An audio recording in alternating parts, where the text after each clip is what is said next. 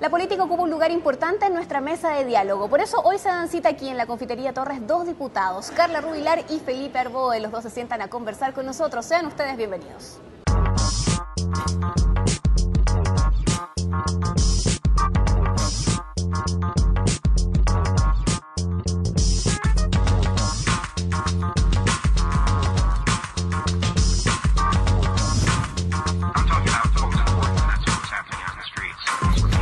Estamos con Carla Rubilar, es cirujano médico de la Universidad de Santiago de Chile, especialista en atención primaria de salud. En la vereda política ejerce como diputada de Renovación Nacional y es parte de las comisiones permanentes de Salud, Derechos Humanos y Ciudadanía. También nos acompaña Felipe Arboe, abogado de la Universidad de Chile y subsecretario del Interior durante los gobiernos de Ricardo Lagos y Michelle Bachelet, autor y ejecutor de la Estrategia Nacional de Seguridad Pública y actualmente es diputado del PPD por Santiago.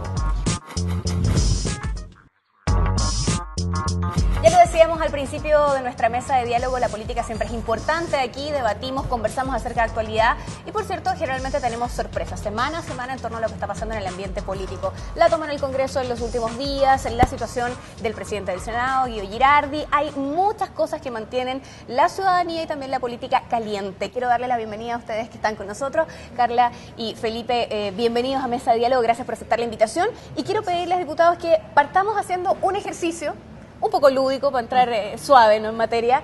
¿Les ha pasado que cuando viajan toman un taxi en otro país y uno le pregunta al taxista cómo anda la cosa? Y el taxista tiene siempre una referencia clara de lo que está ocurriendo en el país. Sea el taxista por hoy. Cuéntenos, ¿qué está pasando en Chile? Yo creo que está enredada la cosa. Hay vientos de cambio. Creo que el país está cambiando y la gente está exigiendo con mucho más vehemencia sus derechos. Y yo creo que la ciudadanía en general está molesta con el sistema, con el abuso de algunas empresas, con la falta de representatividad de la política. La gente está choreada, hay un choramiento generalizado. Y le tocó a este gobierno que además, producto de la falta de experiencia, yo creo que no lo ha hecho bien desde el punto de vista de la articulación y entender lo que está ocurriendo. Creo que el fenómeno es mucho más profundo que la sola, aplicación de una sanción o un proyecto de ley. Creo que hay que observar lo que está pasando en este país, que ya venían algunos síntomas, pero que hoy día se refleja fuertemente en la calle. Creo que la gente lo está pasando mal, está choreada. Y eso se ve en las manifestaciones, la violencia y también un poquito la falta de respeto, creo yo. ¿Qué nos cuenta el taxi de Carla Rubilar? ¿Cómo está la situación en Chile? Yo creo que Chile no es muy diferente a lo que está pasando en el mundo. Este es un fenómeno que efectivamente es mundial. Ya lo vemos en Europa, lo vemos en Estados Unidos, lo estamos viendo ahora en Chile. Y compartiendo la opinión del diputado Arboe, creo que hay muchas cosas que era como una ollita de presión, se iban acumulando y estallaron. Y bueno, ahora corresponde más que preocuparse del tema de qué pasó, por qué llegamos a este estallido, es cómo lo vamos a solucionar. Yo creo que esa es la mirada que tenemos que darle ahora adelante, cómo hacemos sentir a la ciudadanía que sí están siendo escuchados, que sí van a ser escuchados, cómo hacemos para tomar en cuenta las problemáticas de fondo que hay detrás de ese malestar y cómo vamos articulando, pero también pidiéndole a la ciudadanía que ciertos límites no se pasen, porque si aquí terminan que se vayan todos, el que se vayan todos son dos opciones, que lleguen otros, que incluso tengan menos interés, o que definitivamente haya dictadura. Si esta cosa del rechazo generalizado tampoco ayuda, entonces tenemos que hacer una delicada mezcla, a mi juicio, en Chile, de entender que hay un fenómeno profundo, arraigado, pero también tenemos que ser capaces dentro de nuestra institucionalidad, de las herramientas que tenemos, de lograr soluciones y de un camino hacia adelante.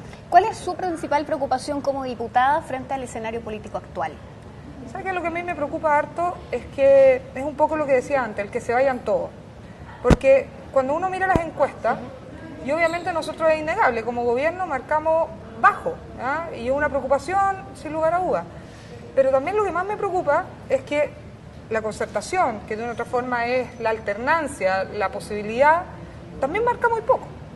Entonces, cuando uno hace un gobierno que, por ejemplo, es mal evaluado por la ciudadanía, siempre existe la posibilidad en la democracia de decir, bueno, un gobierno no le gustó a la ciudadanía como lo hacía y tiene esta otra posibilidad.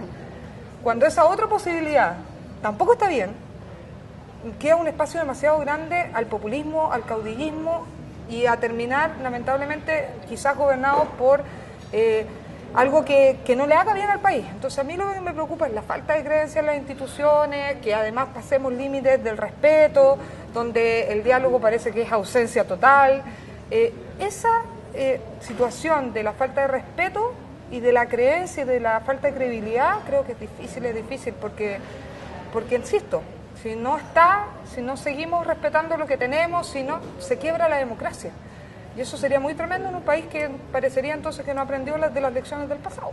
Replico la pregunta, ¿cuál es su principal preocupación hoy día como diputado en términos políticos de lo que está pasando en Chile? A ver, dos cosas. Lo primero es el nivel de desigualdad. Creo que la molestia generalizada de los chilenos tiene que ver con una crisis del modelo capitalista que hemos mantenido durante estos años. Claro. Yo creo que los niveles de desigualdad en Chile son escandalosos y eso es un problema serio.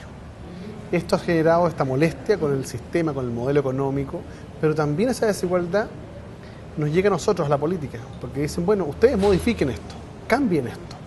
Y lamentablemente la Constitución que tenemos, producto de los quórums tan altos que se exigen, impide que la política sea, comillas, eficiente, vale decir que haga los cambios necesarios o requeridos por la ciudadanía con la oportunidad requerida por la ciudadanía. Siempre estamos atrasados. Entonces eso está generando un descrédito en el sistema, en la política.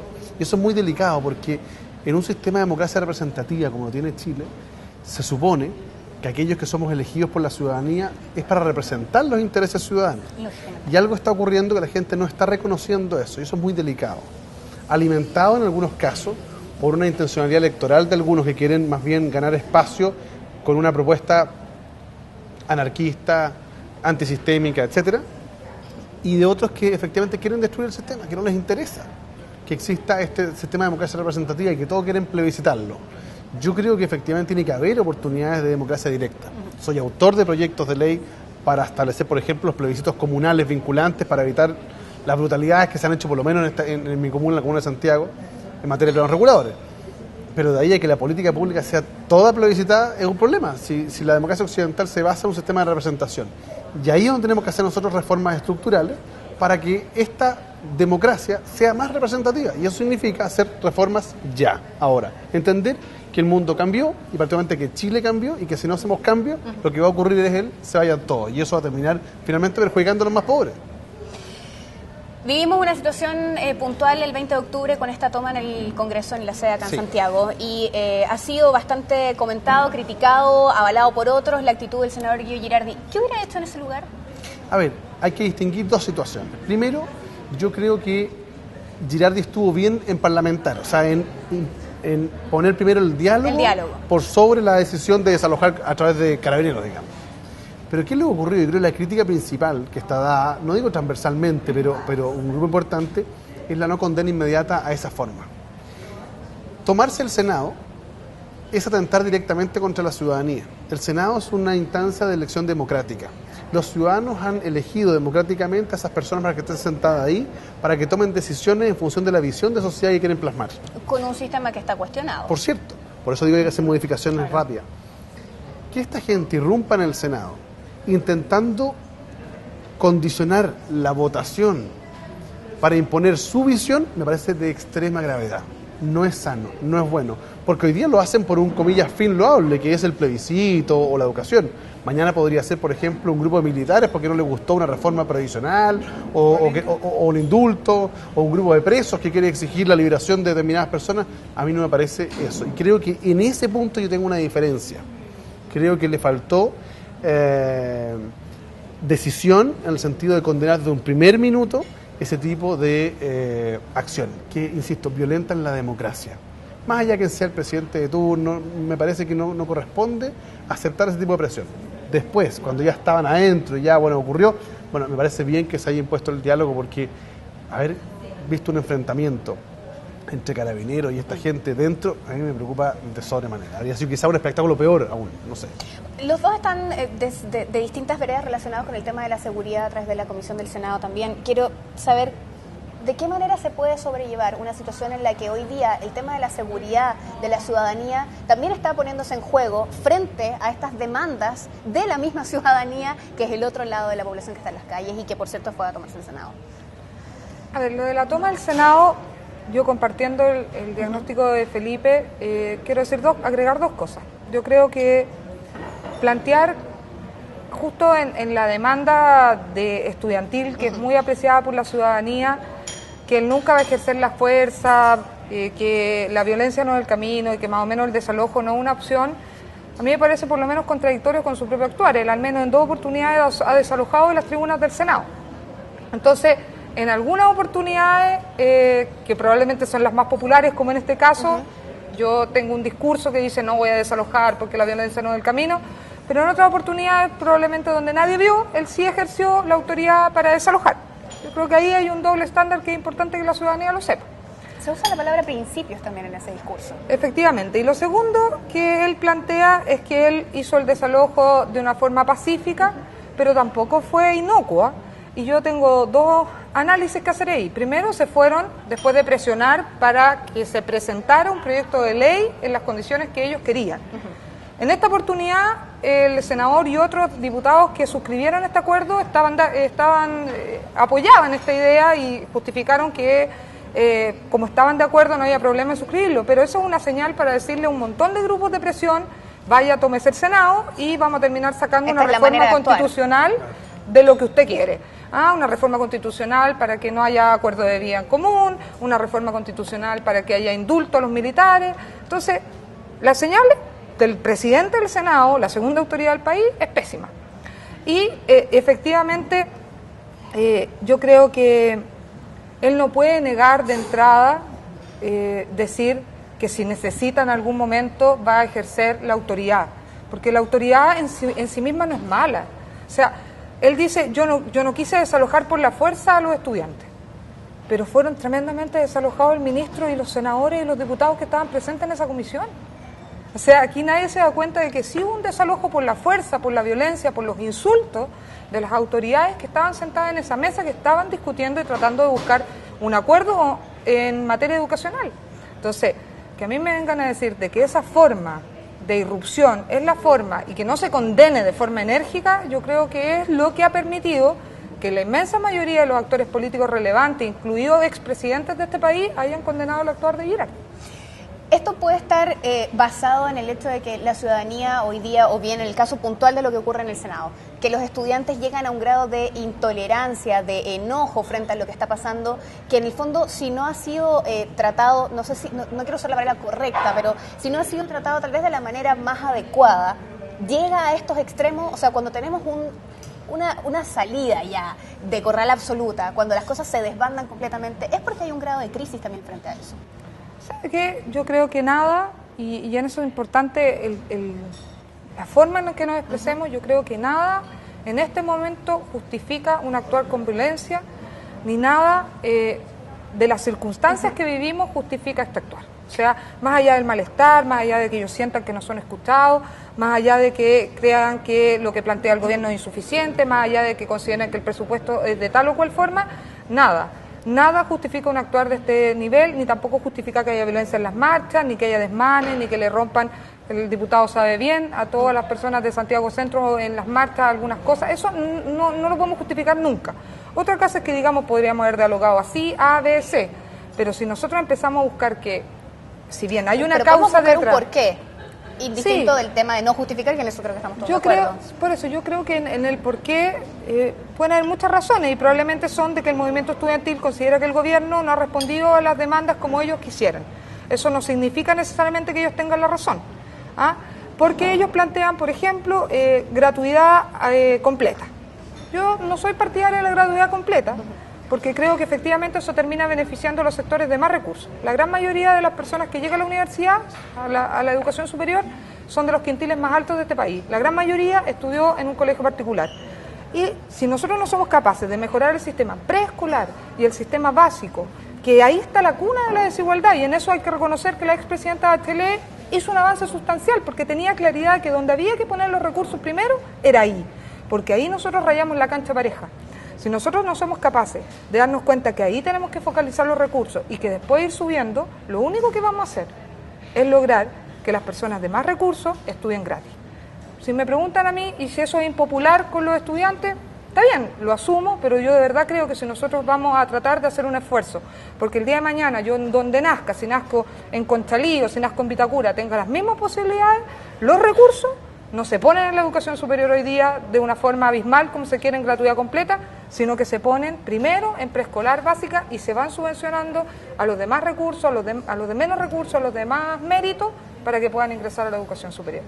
Volviendo al tema de la seguridad, diputado, ha habido distintas situaciones en el último tiempo fuera de esto que rescatábamos puntualmente de lo que ocurre en el Congreso, la sede de Santiago. Estuvo, por ejemplo, lo del partido de Católica Colo-Colo, que también volvió desde otra vereda completamente distinta a las manifestaciones de los estudiantes a poner el tema de la seguridad, de la ciudadanía, de los vecinos, sobre la palestra.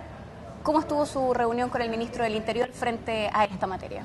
A ver, yo creo que estamos en una situación, desde el punto de vista de la seguridad, bastante delicada. Lo planteo porque aquí, y en mi opinión, creo que el gobierno ha tenido cierta incapacidad política en conducir este conflicto, en entender la profundidad de las demandas y, por tanto, tomar decisiones oportunas. Esto de que el gobierno haya esperado cerca de 8 meses a mandar los proyectos de ley al Congreso solo permitió que el movimiento estudiantil creciera, los ánimos se enardecieran, se produjeran más enfrentamientos con carabineros, incrementaran los niveles de violencia, por un lado y por otro, y la ciudadanía comenzara a molestarse, no con el movimiento, con la violencia asociada. Entonces, en la actual situación, yo como diputado por Santiago Centro he tenido que ver, y eso fue plantear al ministro del Interior, que hay vecinas y vecinos que adhieren al movimiento estudiantil, que reivindican la educación, las reformas a la educación, pero que han tenido que esconderse en los baños con sus hijos cuando les han roto los vidrios, les han entrado bombas lacrimógenas. Esa gente no puede seguir sufriendo esas cosas. Locales comerciales, gente que ha tenido que cerrar sus locales comerciales porque le han destruido completamente su pequeña mercadería. No estamos hablando de grandes locales que tienen una espalda detrás, pequeño comerciante.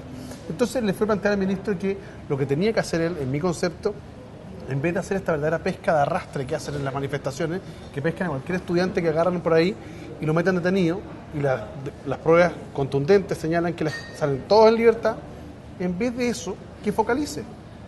Es increíble que después de 8 meses de manifestaciones no hayan sido capaces de identificar a los 40 o 50 personas que hacen los desmanes permanentemente, a los que encienden las barricadas, a los que están encapuchados, a los que queman los vehículos. Ahí hay un trabajo de inteligencia que hacer.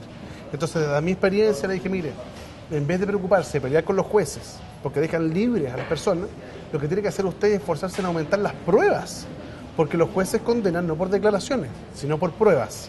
Y se lo dije al ministro con un ánimo de cooperación, porque ya quedó demostrado, por ejemplo, en el caso Bombas, donde se declaró mucho pero se probó poco, y en el caso del pakistaní, donde también se declaró mucho y se probó poco, que si no hay pruebas, no hay sentencias condenatorias. Entonces, cuidado.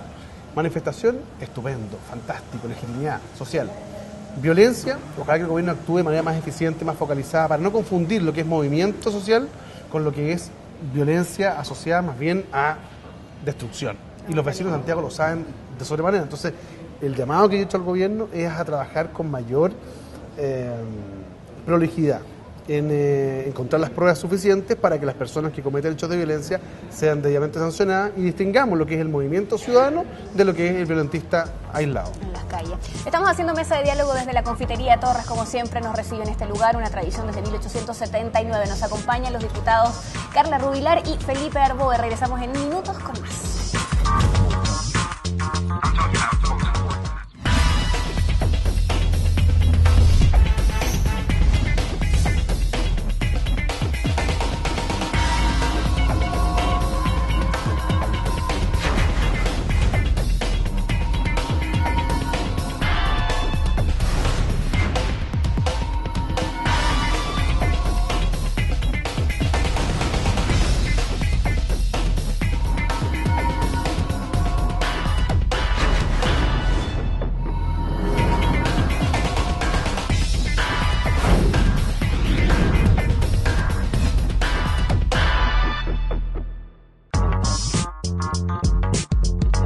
Haciendo mesa de diálogo, la Confitería Torres, como siempre, es nuestra casa en el centro de Santiago, y hoy instalamos aquí esta mesa para hablar acerca de política, de actualidad, de distintas demandas sociales, de lo que está pasando en las calles. Y estas manifestaciones de las que hemos venido conversando se suman también otras cosas que nos tienen un poco en crisis, y digo, es una crisis como ciudadanía más allá de lo que está pasando en la política, aunque parte desde el tema de lo político, ¿no? De esta crisis de representatividad de la que venimos hablando. Tanto la coalición como la concertación, con cifras bajas, con números complicados. ¿Es momento tal vez de renovar líderes? ¿Es necesario que surjan nuevos líderes? O sea, yo creo que es fundamental. Si el problema es que ni un líder se quiere jubilar voluntariamente. Aquí no hay pensión anticipada. Aquí más bien hay que hacer especie de jubilaciones forzadas. Y no ha sido fácil. Y no me refiero solo a un tema de edad. Yo creo que hay una generación que cumplió un rol fantástico, que logró conducir una transición democrática de manera ejemplar para el mundo, no solo para Chile. Perdón, me se refiero habla de un sector y otro. de una especie como de nueva transición que estamos viviendo, o de nueva etapa ya en esta temporada. No cabe ninguna duda que es nueva etapa, no cabe ninguna duda. Pero esa generación que fue capaz de conducirnos entre la década del 80 y el 90 en la transición democrática principalmente, y que lo hizo muy bien, yo creo que ha llegado un momento en el cual ellos tienen que, digamos, pasar a la banca y ayudarnos a que aquellos que entendemos como el Chile que de hoy día y el Chile del futuro, asumamos determinados roles de articulación política. Pero también ha ocurrido, porque también hay que ser autocrítico, es que a esta generación, transversalmente hablando, de la derecha y de la concertación, es una generación que le falta solidaridad, le falta trabajo colectivo, le falta unidad en función justamente del objetivo que queremos, que es tener nuevos liderazgos capaces de entender lo que viene. Y tampoco creo yo en que la renovación de líderes sea solo de rostro. Aquí se requiere renovación de ideas. Cuando yo observo que de repente hay discusiones que se remontan a lo que pasaba en la década del 80 o debates de los primeros años de los 90, yo digo, por Dios, el Chile es otro. El Chile del 2010 no tiene nada que ver con el Chile del 90. Y por tanto, la labor de uno para estar vigente en la política es tratar de plantear propuestas de futuro, ideas. ¿Dónde vamos? ¿Para dónde va este país? ¿A dónde quiero yo que vaya este país? Y creo que el tema de la desigualdad es un tema que tenemos que poner. El tema de la innovación, del emprendimiento, del apoyo a los jóvenes, del apoyo a emprender, a las ganas de las personas, de los jóvenes de hoy día, de tener oportunidades. Por eso, peleas como la que hemos dado con el tema del DICOM, con el tema de los abusos de las empresas, son temas relevantes, son temas que están hoy día en la palestra y que es parte de las ideas que nosotros tenemos que enarbolar para hacer efectivamente la renovación de la política. La renovación de ideas tiene necesariamente que tener también renovación de rostros. ¿Y eso implica una renovación en el padrón electoral? Le pregunto, frente a las municipales del próximo año. Mira, ¿Habrá esta inscripción automática finalmente? Muchos dicen que es inviable, otros dicen que no hay voluntad, otros dicen que sí existe la voluntad, pero que el sistema no da abasto. A ver, la voluntad está, de hecho se aprobó en el Senado, se hizo una modificación, la Cámara de Diputados despachó inmediatamente, 2 días después creo que el Senado lo había hecho, así que lo hicimos rapidito, la Cámara de Diputados, y espero que esto salga ya. ¿Cuál es el punto? Y ahí lo voy a decir, voy a tomar un rol más bien de experiencia. Yo fui organizador de las elecciones municipales del año 2008 como subsecretario del Interior. Yo creo que es muy importante, ojalá que se aplique en las elecciones municipales, eso va a ser decisión de la autoridad de gobierno. Pero lo que no puede ocurrir es que se ponga en duda el proceso electoral. Si hay alguna duda de que vaya a fallar, eso puede ser muy grave, porque Chile tiene una tradición republicana espectacular, ejemplar en el mundo. Es que jamás hemos tenido dudas Y un ejemplo en el resto del respecto de los resultados electorales y la oportunidad de estos. Así que ojalá que haya. Mi percepción es que cuando uno dice vamos a tener inscripción automática y van a ingresar 4 millones de nuevos electores, bueno, yo digo, esto se va es como revolver de nuevo el naipe, digamos, y vamos a las elecciones. A mí me parece fantástico, creo que es súper importante porque hoy día la baja legitimidad de la actividad política tiene que ver también con la escasa participación de los jóvenes en las elecciones. Diputada, ¿tendremos esta inscripción? Bueno, yo espero, sabe que llevo mucho tiempo trabajando en este tema, trabajé con Juan Eduardo Faúndez, el director del INJUVE en aquella oportunidad. Él fue un gran impulsor de sacar inscripción automática a voto voluntario. Lamentablemente no pudimos sacarlo en el periodo anterior y hoy día tenemos que ser capaces de hacer los esfuerzos porque la verdad es que tanto joven que no vota, obviamente que daña la democracia. Yo sé que se hace mucho cálculo de qué irá a pasar, para dónde se irán a ir los votos, qué irá a resultar, qué partido saldrá ganador, etcétera, pero yo creo que lo importante aquí es que gane la democracia. Da lo mismo si yo me voy para la casa, si el diputado puede ir para la casa, si esto es representativo de lo que la gente nueva quiere. ¿Ah? Si al final llega una persona que uno lo reemplace y que realmente sea mucho más cercano, representativo para el sector nuestro, excelente. Yo creo que uno tiene que siempre tener esa mirada más de largo plazo de entender de que al final el país gana, más allá de si uno gana o pierde una elección. Y eso creo que es relevante. Ahora, creo que no basta. Creo que el binominal está agotado. Yo soy la parlamentaria, la única parlamentaria de la coalición que votó a favor de eliminar el binominal en el periodo anterior cuando el proyecto de ley de la expresidenta Bachelet. Porque soy una convencida, no es porque ahora haya una crisis y que entonces digamos todos y enarbolemos que hay que cambiar el binominal. Yo creo que hay que hacerlo, yo creo que hay que darle espacio a los independientes, creo que hay que dar espacio a diferentes movimientos, a que lleven una persona y que ojalá tengan representación. ¿Y ese cambio es viable? ¿Lo ve posible, cercano al tema del O sea, yo siento que el presidente Piñera ha puesto temas que generan bastante incomodidad en un sector nuestro, y eso es indudable, pero lo ha puesto igual. Como puso acuerdo de bien común, a pesar de un sector que se incomodaba, porque está convencido que es importante hacerlo. Y yo creo que el binominal es una de las cosas que nosotros tenemos que avanzar hacia hacer una modificación profunda del sistema, porque esa es una de las razones por las cuales nosotros no tenemos credibilidad ni tenemos hoy día las potestades, o la gente cree que en realidad nosotros no somos capaces de votar y de decidir la política pública que va a regir el país. Y yo creo que esos cambios son necesarios. Voto chileno en el extranjero, también fui de las principales promotoras en el gobierno anterior de sacarlo adelante. Fuimos con Renovación Nacional a decirle al presidente que queríamos que este tema del vínculo, incluso lo dijimos, que no existiera, que creíamos que la mayor cantidad de personas que pudieran votar le hacía bien a la democracia, le hace salud a la democracia. Y todas esas cosas tenemos que ser capaces. Por lo menos yo sé que en un sector importante de Renovación Nacional eso va a estar. Yo entiendo lo de los quórum, pero también las cosas han cambiado. A mí cuando me dicen, mire, sabe que el 2005 nosotros tal cosa y ustedes la derecha no sé qué, sí, pero los que estamos hoy día en la coalición y los que estamos hoy día en el Parlamento no somos los mismos que estaban en el año 92. Hay muchas cosas que han cambiado. Nosotros prestamos nuestros votos para la píldora del día después, prestamos nuestros votos para inscripción automática autovoluntaria sin ningún problema.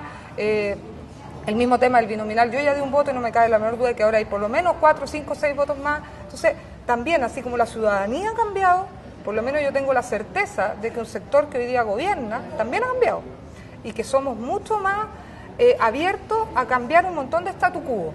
Y por eso también me importa de que no nos metan a todos en el mismo saco, porque si nos meten a todos en el mismo saco, es bien desmotivante también. Diputada, eso ha hecho que usted se gane la etiqueta de disidente. De díscola. De díscola.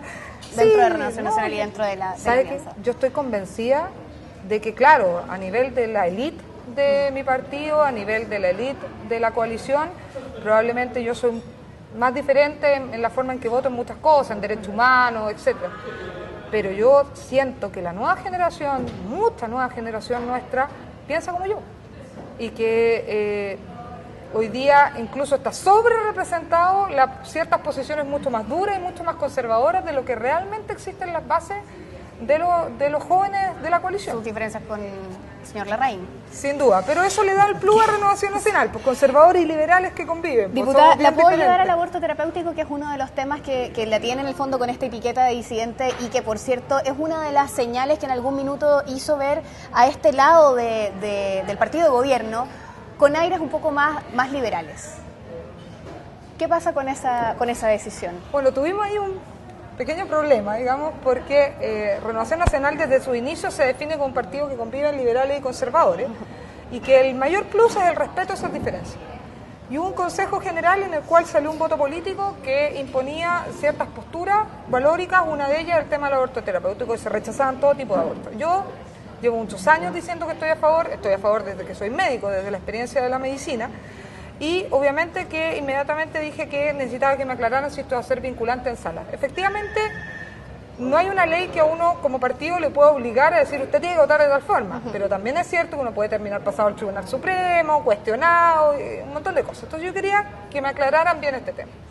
Y después de unos dimes y diretes, la Mesa de Renovación Nacional, por intermedio de su secretario general, después de una conversación bastante larga, franca y que le agradezco, me dijo que la mesa había dejado en libertad de acción sin ninguna consecuencia a los parlamentarios en este tema. Yo creo que eso es muy relevante, pues somos muchos en Renovación Nacional, probablemente, insisto, no los que votan ni los que tienen un cargo conocido, pero sí muchos que militan en Renovación Nacional, es que entienden la importancia de legislar en un tema tan importante como el aborto terapéutico, en el cual corre riesgo la vida de la madre, o lamentablemente hay fetos inviables como en la anencefalia, que a mi juicio es homologable con la muerte cerebral, que es la base de la donación de órganos de este país, y que exigirle a esa mujer que termine los 9 meses y todo el proceso, con todo el dolor, con todo lo que significa, en otros países ha sido catalogado de tortura.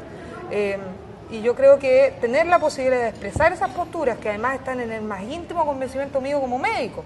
Yo siempre he dicho que voy a dejar de ser diputada, pero no voy a dejar de ser médico. Entonces, aquí como hablan de los principios, sí, yo mantengo ciertos principios que es imposible transar también, porque están en lo que soy, están en lo que está formado, y Y bueno, hoy día tengo la libertad de votar a favor, como lo voy a hacer este proyecto cuando llegue a la Cámara, que espero que llegue, porque está en el Senado, vamos a ver qué pasa ahí, con toda la tranquilidad y con la libertad que me dio el partido. Diputado Arboe, esta mirada de esta como especie de área un poco más liberal de gobierno que en algún minuto frente a estas propuestas de ley, como lo del aborto terapéutico, como lo del proyecto de bien común, de todas estas cosas, ha sido bastante debatido en esta mesa y para algunos ha sido también una manera de demostrar un grado de liberalidad que tal vez no es tal. Quiero saber cuál es la mirada que tiene la Concertación tal vez frente a eso, si es que se esperaba que este gobierno de derecha fuera tal vez el más de centro derecha y que tuviera esta mirada liberal. Yo creo que este gobierno tiene claramente dos almas, conviven dos almas. Un alma, efectivamente, tiene una apertura mayor y ha entendido el proceso de cambio de la ciudadanía y tiene mucho más relación con las libertades individuales, con las posibilidades del mundo, con el mundo de la cultura, con el mundo, por ejemplo, de la libertad de derechos reproductivos y sexuales, pero coexiste con una mirada también extremadamente conservadora. No nos olvidemos de que en el gobierno está Cristian Larroulé, en el gobierno está Joaquín Lavín, está Pablo Longueira, en la coalición de la Alianza está Jovino Novoa, que son personas que no se mueven un ápice de lo que planteaban en la década del 80, no se han movido nada en materia de valórica, me refiero. Muchos de ellos incluso, recordemos el caso de Jovino Novoa, reivindica todavía lo que se hizo durante la época del gobierno militar, o sea, no han evolucionado en nada. Entonces, el punto es que yo creo que hay un debate interno en el gobierno, de qué postura se pone. Cuando el gobierno dice, vamos a mandar el proyecto del acuerdo de vida en común, cosa que interpreta, quizás no en el texto, pero sí en la filosofía, a una parte muy importante de la sociedad, aparece el jefe de bancada de la UDI diciendo, no me pidan lealtad cuando este gobierno tiene coherencia. Eso no estaba en el programa y yo no quiero que vaya. O sea, hay un tema, hay una disputa interna, una tensión permanente por estos temas valóricos, que yo creo que finalmente el gobierno no va a poder avanzar todo lo que quiere, o este sector del gobierno, porque la bancada mayoritaria de la Cámara de Diputados, de 40 diputados, la tiene la UDI, que es una bancada bastante conservadora. Lo único que yo espero y aspiro es a que la política en su conjunto sea capaz de decir, mire, uno puede tener una visión de sociedad, pero hay que entender que este país cambió. Y no es aceptable que el Estado se arrogue hoy día la decisión respecto a un tema tan relevante como el aborto terapéutico o como el tipo de convivencia que puede existir y que solo quede circunscrita al matrimonio y que el matrimonio además quede circunscrito exclusivamente a un hombre y una mujer. Por favor, si este es otro país. Las convicciones de cada uno, muy bien, represéntenlas en lo que corresponda, pero por favor, no obliguemos al resto a adoptar visiones extremadamente particulares y restrictivas que tiene un sector de este gobierno. Insisto, yo creo y espero que la unión de los votos, de la concertación, de los parlamentarios que no son de la concertación pero son de oposición, el Partido Comunista y el parlamentario independiente Alinco, más algunos PRI o independientes y algunos diputados liberales de Renovación Nacional, podamos hacer algunas modificaciones que la ciudadanía estaba demandando hace muchos años y que producto de los quórum no hemos podido. Yo no quiero dejar pasar la oportunidad, por ejemplo, en materia de reformas políticas. Efectivamente, hay que cambiar la binominal ya. Y se había dicho siempre, oigan, ¿por qué alternativa? Se hizo una propuesta concreta. Hay una propuesta concreta. Efectivamente se hizo una propuesta en Proyecto América, yo soy vicepresidente de la corporación, hicimos una propuesta concreta para cambiar el binominal. Segundo, no es suficiente solo el binominal. Inscripción automática, voto voluntario, voto chileno en el extranjero, la aplicación de la ley de transparencia a los partidos políticos, una gran reforma a los partidos políticos, sistema de financiamiento de campaña, sistema de financiamiento permanente. Yo pregunto hoy día, ¿cómo se financian los partidos políticos? Desde la UDI hasta el PPD, el PRO, que alguien nos explique, nadie sabe cómo se financian. Es una especie de mecenas que aparecen. ¿No será complicado que ese mecenazgo puede condicionar determinadas posiciones? Bueno, yo creo que es hora de debatir eso, transparentarlo para que la gente sepa. Y la ausencia de eso es lo que ha generado también gran parte de la crisis. Por eso es lo que yo creo que uno tiene que hacer una reforma más bien estructural, ¿no? Así es. Y también tenemos que en esa reforma estructural tiene que haber una discusión respecto del régimen político. Yo creo que este régimen presidencialista es extremadamente exacerbado. Debiera, por ejemplo, la Cámara de Diputados tener facultades fiscalizadoras no solo respecto a los actos de gobierno. Como hemos descentralizado muchos de los presupuestos que iban al gobierno, ahora el gobierno los transfiere a los municipios. Yo soy partidario, por ejemplo, que el Parlamento tenga facultades fiscalizadoras respecto a los dineros municipales. ¿Y sabe por qué se lo digo? Porque gran parte del presupuesto que aprobamos en el Congreso ya no lo ejecuta el gobierno, lo ejecutan los municipios. Es uno de los ejemplos que estoy planteando. El tema de las urgencias, insisto en el tema de los quórum, porque aquí se ha discutido mucho. Mire, ¿sabe qué? ¿Por qué no lo hicieron en 20 años? Bueno, muchos de los proyectos, estos que estamos discutiendo hoy día, se presentaron, pero no había voluntad. Entonces, y cuando no hay voluntad, te obliga a llegar a acuerdos que probablemente no interpretan a la ciudadanía, pero es lo que uno puede avanzar con esta actual Constitución. Giovanni Sartori, que es un politólogo italiano, siempre dice que las constituciones son como trajes a la medida de la sociedad. Yo creo que si aplicáramos la analogía al caso de Chile, este traje le quedaría una manga más corta, el botón por otro lado, porque esta Constitución no representa el país que somos. Vamos a hacer un nuevo alto, seguimos desde la Confitería Torres. Me quedo con algunas de las reflexiones que se han vertido sobre esta mesa. En el primer bloque nos decía el diputado Felipe Arbó, esta desigualdad nos está llegando también a nosotros, a la clase política, es la desigualdad que hoy día la ciudadanía está manifestando en la calle y contra la que se está manifestando en la calle. La diputada Carla Rubilar nos dice, me preocupa esto del que se vayan todos, que finalmente pueda llegar tal vez el caudillismo y otras situaciones complicadas en la política. Voto automático, inscripción automática, voto obligatorio o no. Bueno, por lo menos la inscripción automática aquí sobre la mesa queda sentado que ojalá así sea y la tengamos para las próximas elecciones. Nos dice el diputado Arboe, los tiempos han cambiado. Tal vez este traje a la medida que debería ser la Constitución nos está quedando un poco incómodo. Y Carla Rubilar cierra diciendo también que se queda con sus principios frente al tema del aborto terapéutico. Regresamos con más en Mesa de Diálogo a través de la Confitería Torres.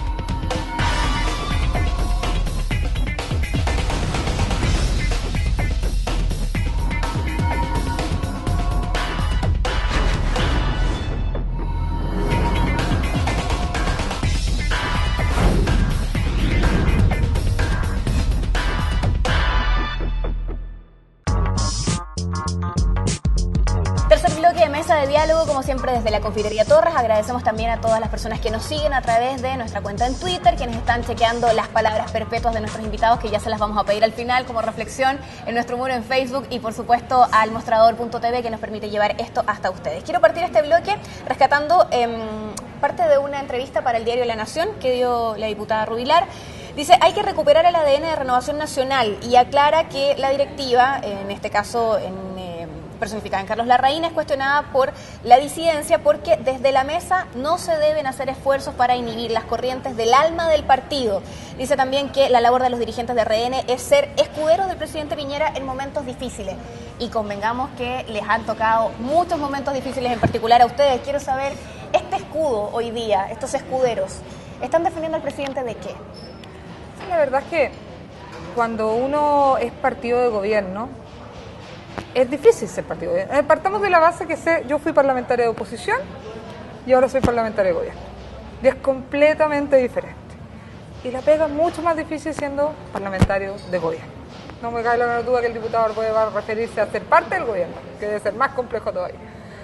Y cuando uno es partido de gobierno y además es el partido del presidente, porque más allá de que el presidente Piñera haya dejado de militar por los estatutos del partido, nace de nuestra cuna. Fueron 20 años tratando que alguno de nuestras filas fuera presidente. Lo logramos con el presidente Piñera, y que hoy día, desde las mismas filas del partido del presidente, que probablemente el día de mañana esto va a ser recortado como el gobierno de Renovación Nacional, así como la Democracia Cristiana con Fred Montalva, el PPD-PS con Ricardo Lago, etcétera. Nosotros, desde el partido del presidente, salgan críticas, que si uno cierra los ojos, pensara que escucha a Camilo Escalona, la verdad es que es inaceptable. O sea, yo de verdad lo que quiero decir es muy inaceptable. Eso no significa, ojo, que uno no pueda discrepar con decisiones que toma el gobierno. Hay formas, hay canales. Lo que uno no entiende es que a veces esas críticas destempladas también se hagan de personas que tienen el teléfono y que llaman directamente al presidente 2 veces al día. Eso no lo entiendo. Y en ese sentido, yo me pregunto cómo nosotros nos fuimos en estos 20 años capaces de ver cómo se comportaba la concertación. La concertación se desordenó, pero muy al final. Cuando ya se desagregó, cuando ya pasaron otras cosas, digamos. pero era ordenadita, las críticas se hacían como correspondía, por dentro, se llegaban a acuerdos, si al final la decisión era esa, y eso también les permitió dar una sensación de gobernabilidad que yo asumo que nosotros no damos por esto. Y creo que nosotros tenemos que hacer un mea culpa, nosotros como Renovación Nacional, como los principales responsables de que no podemos ser un partido que nos demos gustitos personales. Y creo que eso lamentablemente le está dando piso a que cualquier persona salga porque hay un interés en particular, porque quiera quedar bien con algún electorado, etcétera. Y en ese sentido, insisto, no es solamente que uno no pueda hacer críticas, también uno puede decir ciertas cosas. Yo, por ejemplo, me manifesté desde el inicio que creía que el postnatal se podía mejorar, hicimos las gestiones, conversamos, pero yo nunca dije, esto es un escándalo. ¿Ah? Y eso yo creo que tiene que ver con el tono, con la forma, y ahí yo me doy cuenta que nosotros no nos hemos dado cuenta de lo importante que es ser gobierno y lo relevante que es ser parlamentario de gobierno.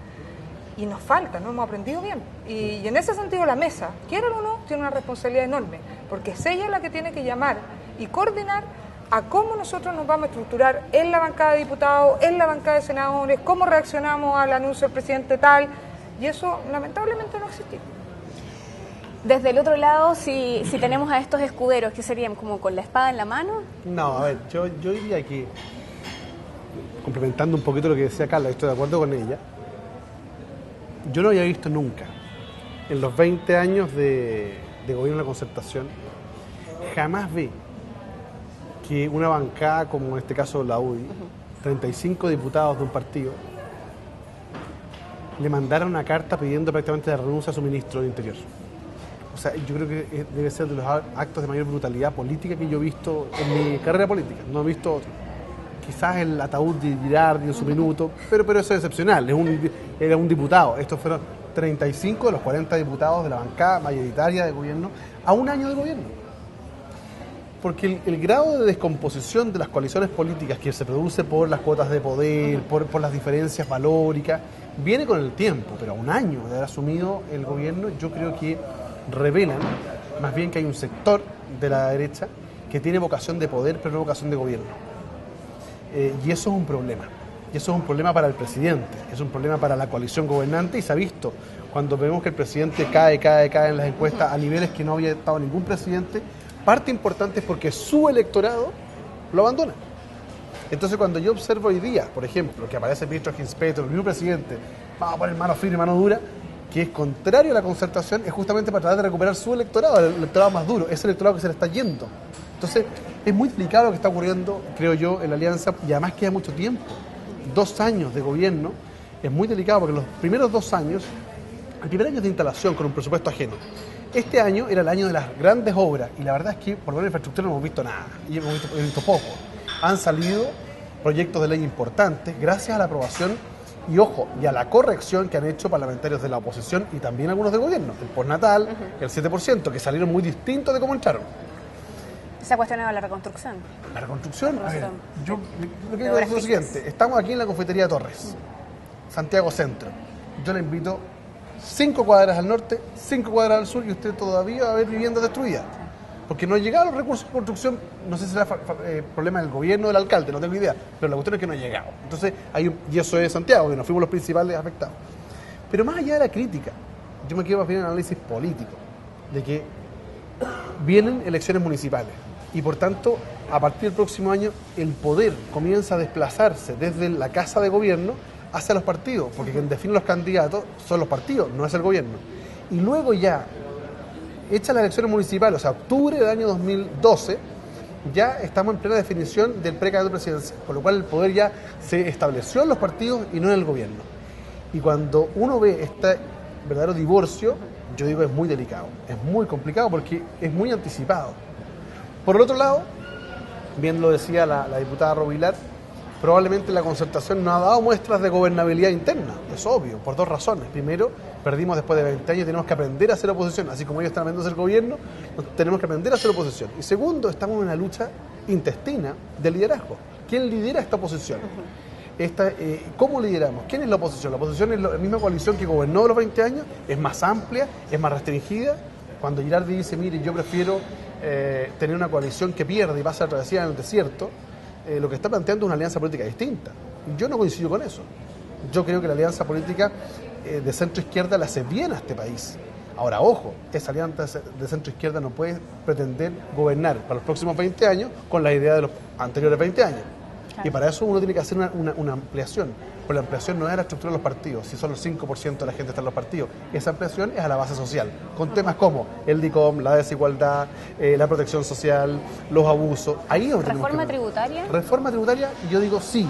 ¿Y para qué? Para buscar, o sea, yo primero diría, busquemos cuál es el sentido de los próximos 20 años. Si es la disminución de la desigualdad, muy bien. ¿Cómo vamos a disminuir la desigualdad? Y vemos un conjunto de medidas. Y cuando uno ve que esas medidas requieren financiamiento, yo diría, efectivamente hay que hacer una reforma tributaria. ¿Dónde? Equiparar. No es posible que hoy día un profesional joven pague más impuestos que un gran empresario, porque la empresa paga menos impuestos que las personas en este país.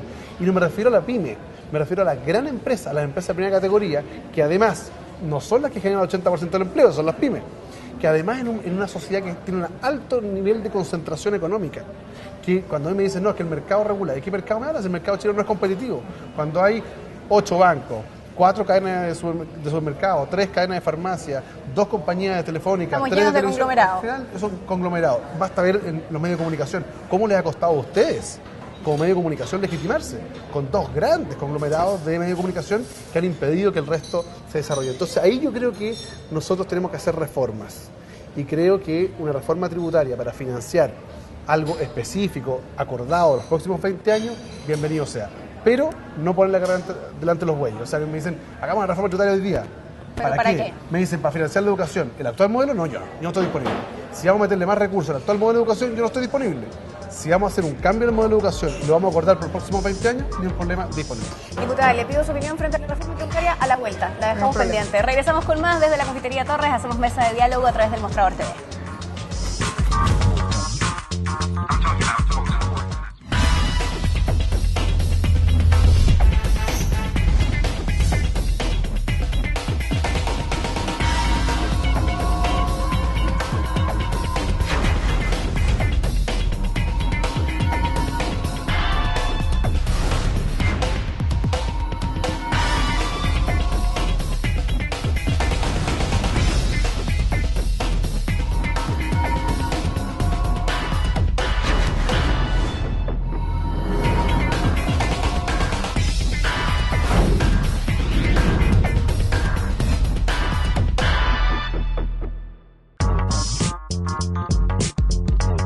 La Confitería Torres, como siempre, nos presta su lugar, se convierte en nuestra casa y nos permite instalar esta mesa de diálogo. Quedamos pendientes con el tema de la reforma tributaria.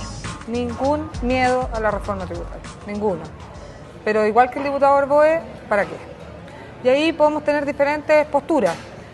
Lo que sí pido es no condicionar ni chantajear el presupuesto con la reforma tributaria, porque eso parece más un eslogan político, parece más una muñeca de las más básicas que realmente discutir. Ningún problema, conversémoslo, sentémonos.